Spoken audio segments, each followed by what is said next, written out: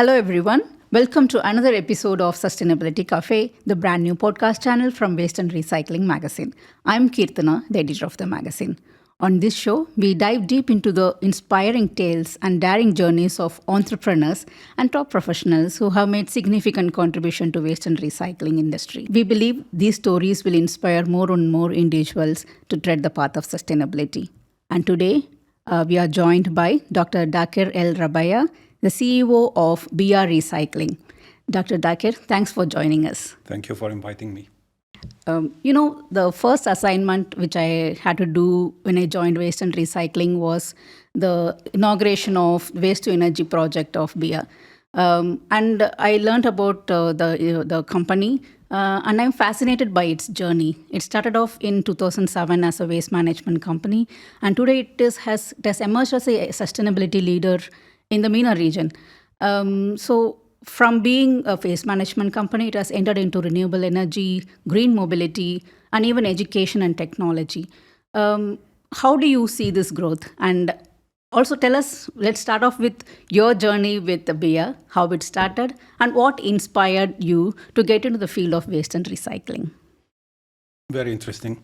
The first thing that I would like to start with is talk a little bit about BEEAH as a company. Yeah. As you said, BEEAH was established in 2007 as a Sharjah-based company based on PPP model, public-private partnership.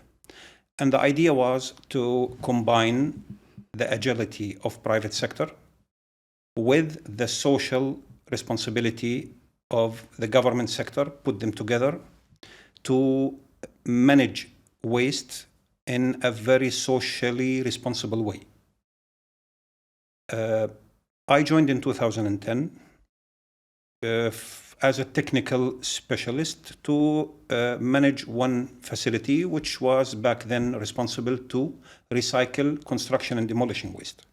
In 2010, that was a very ambitious task to recycle construction waste into useful material for building industry.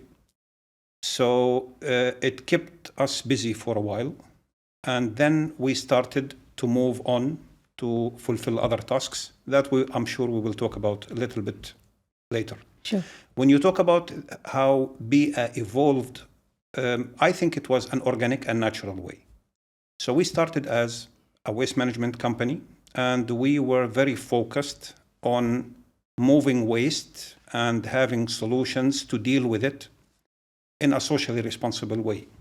But as we grew, the vision of the Emirate leadership evolved, and the vision of BEEAH leadership evolved. And the reason why you see BEEAH now entering a lot of other activities is that the vision was changed. The vision was changed from being an integrated waste management company into a company that improves the quality of life. Yeah. In a city. When you talk about quality of life, you talk about waste, you talk about air, water, healthcare, accessible technologies, etc. And that's how BEEAH transformed from a waste management company into a group that tackles many aspects, and I'm sure we will have time to talk about it. Sure. How did your journey started, and how did the shift from, I think you were working in a different field and then you moved on to waste management and recycling. Could you talk more on that? My bachelor degree was in electrical engineering. Yeah. Then I went through training in a very big steel factory in Russia. Then I continued my master's degree in instrumentation and instrument engineering. Then I continued in the field of instruments, automation, programmable logic controllers. I had very interesting experience working in big factories back then, modifying with team of engineers the mechanical, electromechanical controllers in big steel and pipe manufacturing companies into programmable controllers with sensors, SCADA control system. It was new back then, and it was a very fashionable thing to do. Then I moved to do the same in Jordan, in steel manufacturing company. And I don't want to tell you much details, but suddenly I was approached by a team from United Arab Emirates, where they offered me to join them to work in the Emirates in waste management. Believe it or not, I didn't think much. I saw that it was something new. Something told me that this is future, this is a new idea. I said, okay, without understanding why they wanted me to join. When I came to the Emirates, I found more and more about it. It was maybe one of the most ambitious plans ever in UAE for waste management. It was about building a fully automated household sorting facility. Okay. And it was amazing. So everything was sorted automatically. Steel, aluminum, plastics, paper, carton. The amount of automation that was put in one place was a reference to be made. And it was very interesting and very ambitious for me. And this was my starting journey in waste management. Being the specialist who could put all this together meant that I might be one of few people who knows how to deal with this equipment to improve its efficiency. So I went from automation to production. The equipment need to be maintained, so I had to control the maintenance, and I ended up being the operations manager for this complex. From there, I started my journey in waste management. It has been a wonderful journey, I'm sure. So could you go back in time and think about what was one of your memorable projects or breakthrough initiatives that you led in BEEAH, and probably which you considered as a turning point for you or the company? First of all, the amount of trust that I was given in BEEAH is unmatched during my work experience. So the first thing is, at BEEAH, I found the leadership that gives a lot of credit, right, and the possibility to work and make mistakes. The most challenging thing that we ever done in BEEAH when it comes to waste treatment and disposal was the zero waste strategy. Yeah. I would like to say that it was not the first thing to be done for the first time in the region at BEEAH, but this was one of the biggest challenges. We did hundreds of charts. We scrapped dozens of proposals. We were trying to build something that was not done before. You never have any such concept in the world where you put all the waste management technology in one place.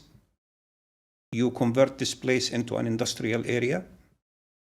All the waste generated in a city like Sharjah, we're talking about 1.5 million people living in this city, generating more than 3 million tons a year of waste. And you need to get all this waste through one gate, single gate. And you need to ensure after some time that none of this waste ends up in landfill. It took us around a year and a half to put all this together, to debate, to brainstorm, to have tough discussions. But now, looking at it, talking to some of my previous colleagues who work in other countries or doing other businesses, when they visit me, I tell them, you remember what we did on paper? Look at it. It's almost working in the same manner that we were thinking of and the same way that we approved. That must be having a very proud moment for you. For everyone. Yeah. For everyone, of course. So I actually wanted to ask you about the challenges, but I think kind of you addressed it before. But what was that very daunting or the hard to crack challenge that you had, apart from this, if you could tell me about any of the challenges that you faced and what lesson you learned from it? Okay, so let me talk about the challenges first. Yeah. And I think these challenges will be faced by any organization in our region that would want to follow similar path or reach similar results. The first challenge, fundamental challenge in waste management and environment protection is the delegation of responsibilities. A lot of people confuse waste management with environment protection or environment engineering. Right. So they expect an environmentalist to be making a profit while protecting the environment. And they also expect a waste management company to be very keen to achieve social and environmental KPIs, putting their profits and revenues down in the priority list, like priority number 3, 4, 5. Right. I'm a waste manager. So I had to do what I had to do, making sure that this is economically making sense. On the other hand, BEEAH Group has social mandate, environmental mandate, and this mandate has to be met. This is one challenge. The second challenge is the conflict of interest when waste management as a task is fragmented. Yeah. So you are a waste generator. Your task for yourself and your family is to pay as less as possible for your waste. Yeah. So if we imagine that there are 100 waste management companies in your region, all of them offering you service to collect the waste, you will go with the cheapest. The waste collection company has a task to collect as much as possible per trip because they charge per ton. Okay? When you go along the supply chain and the value chain, you find that it is full of financial and economic interest, and you end up with the government having one target, which is the social and environmental aspect of waste management. And how do you align that? So that was number one. How we solved it? We solved it by being an integrated waste management company. So we take care of it from beginning to end. Yeah. Our zero waste journey starts with you. So we know what kind of bin we have to give you. We know how we need to collect it, when we need to collect it, and how to collect it. Even overpressurized compactor that is compacting the waste more to make transportation more feasible would negatively affect our zero waste journey. So owning all this cycle and all this chain was the solution to tackle this challenge. The second challenge was what I would call the cheap alternative. So wherever you go in the Middle East, you would find that if I calculate my options financially, the cheapest way is to send waste to landfill. Yeah. You take it from here, you put it in a landfill, cover it with some sand, forget about it, and that's it. So we had to do our homework to convince everybody that's not the case. Because this landfill is going nowhere. It's your problem for ages to come. So actually, the cost of sand and diesel and a couple of people managing this issue is not the real cost.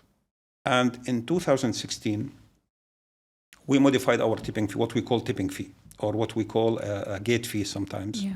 So you pay per the ton. And our gate fee was not only high back then, it was also segmented. So if you bring waste that can be recycled easier, you would be paying less or paying nothing. But if you bring waste that is more challenging for the recycling and the elimination, you would pay more. I would tell you that in 2016, we were blamed by everybody. We heard something like, you will scare everybody, all people will take the waste from Sharjah to other places, etc. Now, we are not the most expensive. We might be even the cheapest. Right. But what distinguishes us, among others, is that our tipping fee didn't change since then. So it was only one time. When you come to our waste management complex, you will see a big board. This material pays tipping fee of X dirham. That material pays X dirham. For some material you get paid, actually, because it is almost a recyclable material. Okay. So we give you an incentive for bringing this material separated from the source. So this cheap alternative was already tackled. And the last challenge was changing the way of thinking. So at BEEAH, if you ask our landfill waste manager, what is your end goal? He would tell you, my end goal is for my department to disappear. My goal is for me to be jobless. And during the whole journey in BEEAH, each person who was handling landfill was given the same task. In his first interview with me, I was telling him, remember, as long as there is landfill, you're not achieving your KPI. It's wonderful. Yeah, that makes a lot of sense, actually. Now we have a plan to convert the existing landfill, because remember, zero waste, zero landfill. So the existing landfill that we have is not required anymore, or very soon it will not be required anymore. So we want to convert it into a solar farm, producing more than 100 mega of sustainable energy. Okay. Yeah. So what inspired the vision zero waste for BEEAH, and what role do you think this target will play in the larger scheme of things, say climate change or environmental sustainability? Okay. So zero waste was announced in 2013. Yeah, 2013 by our top management. And the reason was, as I told you, is that there should be an end result for waste management. Right. And it didn't look right to have the accumulation of waste in a landfill as an ultimate target for waste management. It just doesn't work.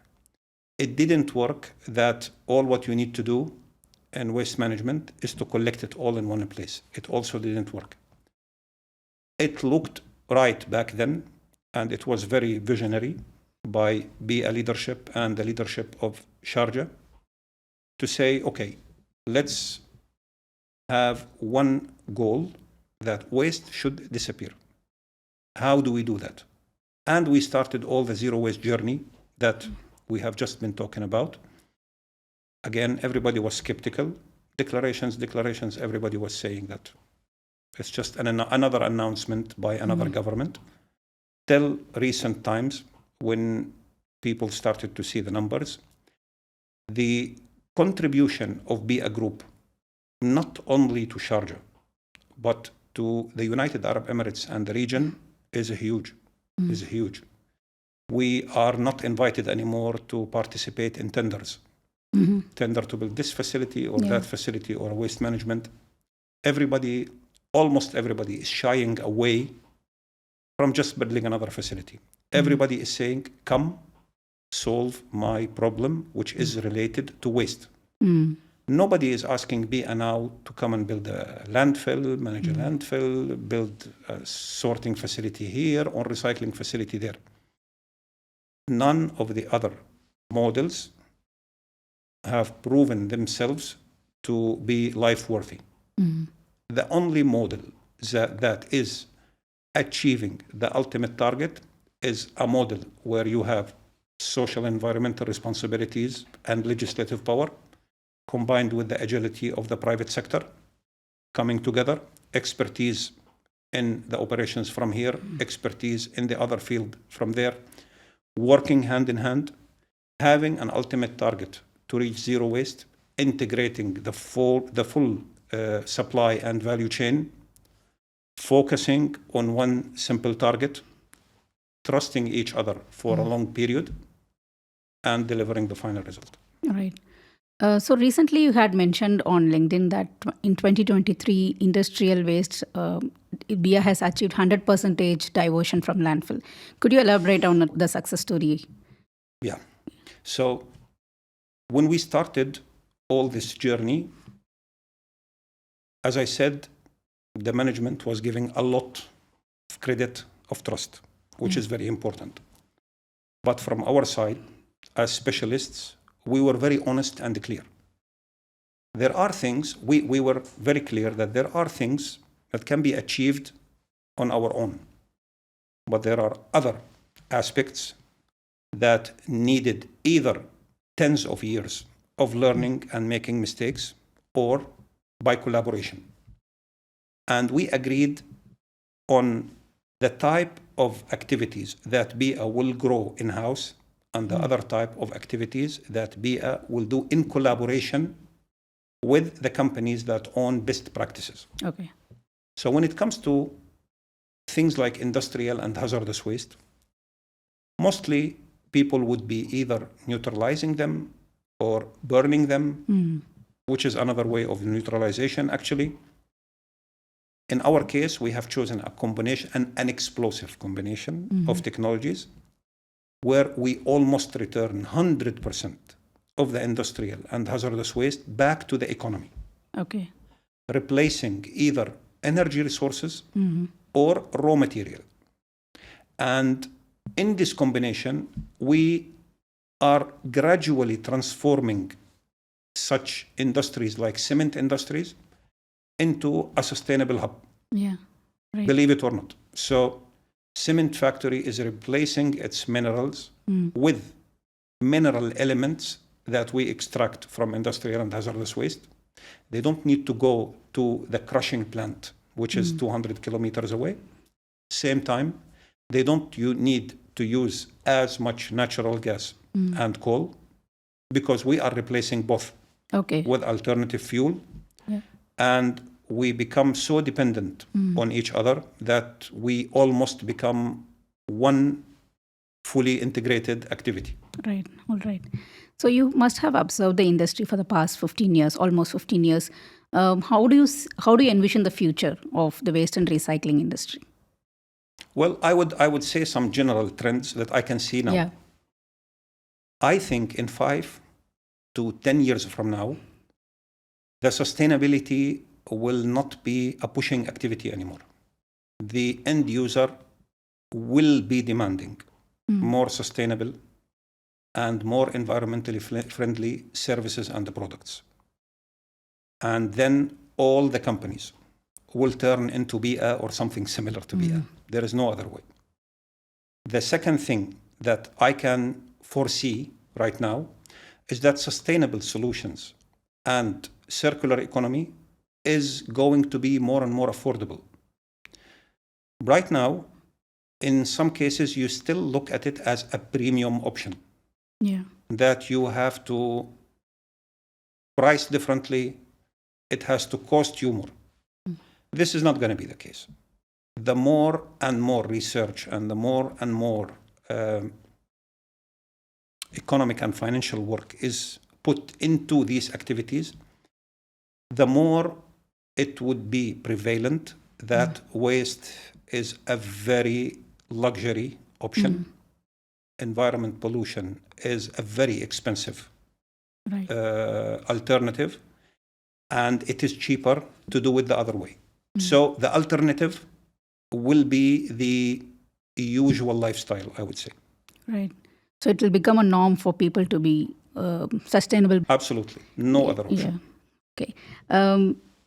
You touched upon this subject a little earlier also, but I would like to know, highlight this. So economy, environment, and social are the 3 pillars of sustainable development. But how do you balance economic viability with the environmental projects? Okay. So the first thing is to go back to what I have already said. You have environmental business and you have waste management. Waste management business as a standalone activity usually all over the world targets net profit, targets revenues. Yeah. While governments, social entities, environmental organizations are looking for one KPI, clean environment. Without the economic part, looking at it as financing and legislative activities, I think our target is not achievable. But by combining all together in an economic model would make the most sense. So this can happen by talking to people, talking to organizations, showing people the real cost. By, for example, promoting and magnifying some of the very fundamental aspects, like when you have a city that has a landfill that somehow became in the middle of the city. And now you ask them a question. How will you deal with this issue? How much it would cost you if you decide to take it from here, move it 10 kilometers there? Billions. Billions.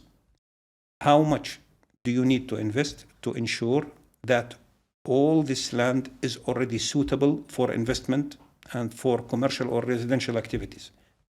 Hundreds of millions. How long do you need to accomplish that?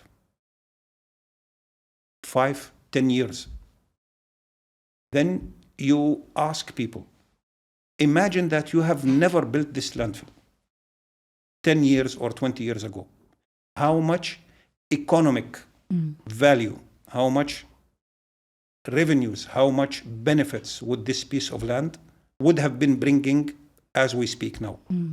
People start to realize this. And part of my study and part of my economic and scientific research was focusing on these points. So by bringing this forward, we see the change in the trend. By education, we see that the young generation, as they grow, are changing perspective. They understand our language now because we talk about it too much. We invest in this generation. Yeah. And by doing all this together and by having the iron forged determination of the government of Sharjah, of our leadership, we are, I would say, almost, let's say, 5 seconds to be there.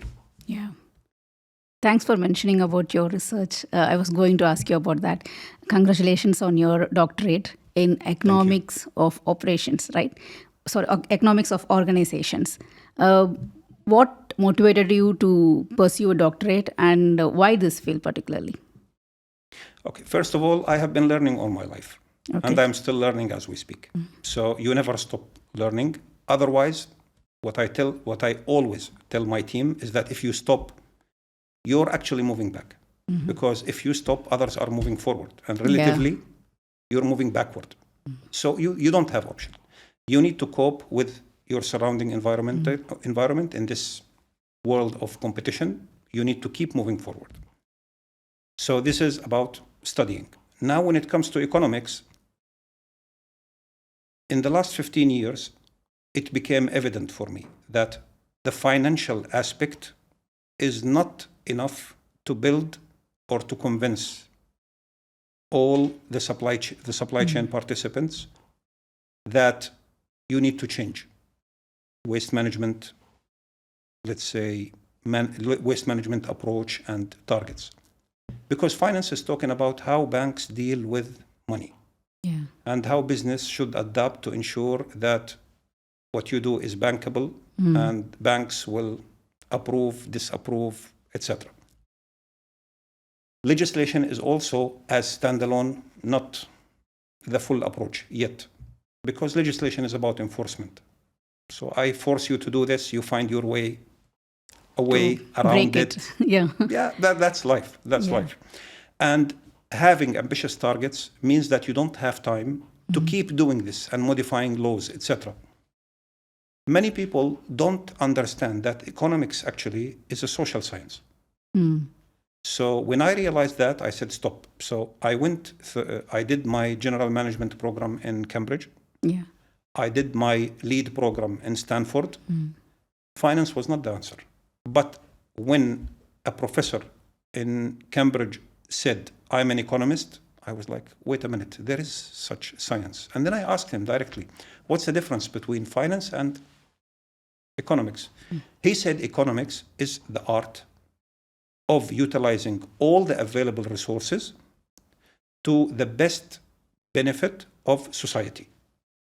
And then it clicked, which means that finance and legislation are derivatives from economics. I started making several interviews in several universities, explaining what I do, explaining that I want to combine this with economics. And I found a very hardworking professor that told me, look, what you're saying is interesting. I don't understand waste management. I will be dependent fully on you. But when it comes to economics and how this align with the fundamentals of economics, I'm ready to help. Now we ended up having like 17 or 18 different publications and a very useful, I think, from my perspective, dissertation that is already been discussed in the parliament of the country that Wow. I submitted my Ukraine, is it? Yes. That's wonderful. Yeah. So where do you find time for all this? Like you have a full-time job, which is very demanding also, and then you are pursuing your other interests besides this. How do you find time? Do you have a time strategy, time management strategy of sort? Honestly, I think that any person who pursues success has to be a good manager all the day, from waking up till going back to bed. So you have to be managing your time throughout the day. But I am unfortunately prioritizing sometimes the growth activities, my personal growth activities, rather than, for example, going for a cup of coffee with one of the friends. Right. And I hope this will change. Not foreseeing this for the next 5 to 10 years. So as I told you, I just keep learning. Okay. You like to keep yourself busy. Yeah. Do you have any other interests like hobbies or? Yes, I have the time to to go to the gym. I do sports, of course. Now I read a lot because after my PhD, I find a lot of time that, from my perspective, has to be utilized. I read books, and I have more than 15 books queuing to be read, and that's how I keep. Can I ask you, what are you reading now? Not necessarily Right the name now, of the the book that I have in hand is The Psychology of the Crowd. Of the? Christopher Le Bon. It was written, I think, in the 19th century. Wow. Psychology of what? Of the crowd. Crowd. Yeah. Wow. Okay. Let me go and check it out. So the aim of this podcast is to inspire more youngsters to enter the field of environment. So do you have any advice for them from your years of experience? If you could share your thoughts. I would prioritize a few, if you allow me. Yeah. The first thing is, I would like all the young generation to understand that there is no specialty that is about environment. So I know there is a trend to be environmental engineer, environmental scientist, environmentalist. I know all this, okay? But what I want to say is that each field of science can serve the environment. If you're a biologist and you would like to look into an organic solution to tackle plastics, you're already an environmentalist. If you are a power engineer and you are looking for more sustainable engine to produce electricity, you're already an environmentalist. I am surprised to see a lot of people graduating as environmental scientists, and then when we sit on the same table, I just start to ask, what is it? What do you know? And I find bits and pieces, different topics, but together they don't make sense. I find it very unsatisfying to see that the young generation knows about solar power, but cannot explain to you what a solar panel is made of. Right. And here we go back to the fundamentals. We said that finance is not a fundamental science from my perspective. Philosophy, economy, math, physics, biology will create change, because this is where the innovation starts. It doesn't start from starting on your computer and using a software. This is not, you are using the effort and the innovation of others. Living in the UAE, knowing that the vision is not to be a consumer, knowing that the vision is to create something within and export it outside, means that we have to go back to the fundamentals. A mathematician who is working on an algorithm to improve AI that would study and give more comprehensive information about the environment of a city is already an environmentalist. So the first thing is, please, people, young generation, don't follow trend. Everybody can be an environmentalist from his own science field. The country, the region, we need people who know the fundamental science to initiate the innovation. We need that more than users. Otherwise, we will keep importing solutions, teaching our engineers and people to use it. This is one. Number two, always remember, if you're sitting in a place, fulfilling your job marvelously, wonderfully, year after year, without having to put too much effort, you're not challenged. Your life should be every day growing up to a challenge. Compensation will come. If not from the place where you are, from other places, because you will be noticed very soon, especially in a country like UAE, for example, or the Gulf. No talent stays unnoticed. Right. So keep growing up to a challenge. Don't think that you are lucky by living a very relaxing life, having too much time to watch football, having too much time to go out with friends. It's important. But if this is happening, everything around you is happening without efforts, you're frozen. You're standing in your place. You've been beaten by your competitors, and very soon you will realize that you have lost a lot and you will not be able to catch up. And as I said, motivation will come. I see a lot of young generation putting the financial incentive ahead without offering any without offering being ready to accept a challenge, which is not good and not the right approach. Please keep yourself challenged. Right. What are your next big goals for BEEAH Recycling, and how do you aim to address them, achieve it? As a CEO of this small organization in a big body, we are making BEEAH Recycling as a brand that is overarching a combination of activities to reach zero waste. We have succeeded in penetrating some markets here in the Emirates and outside. The next step is to ensure that we start embracing innovation and digital transformation within the activities. We are good at what we're doing. The next 10 years will be challenging. And as I said, we keep ourselves challenged. We know that digitalization and digital world is almost there. Right. It's not a very far future. So now we continue to do what we are doing. We convert our activities into a brand, one big label. So we show you, this is what you get, okay? And we digitally transform our business. It was very inspiring and enriching for me. I'm sure our audience will also feel the same. Thank you very much for joining us today. Thank you for having me.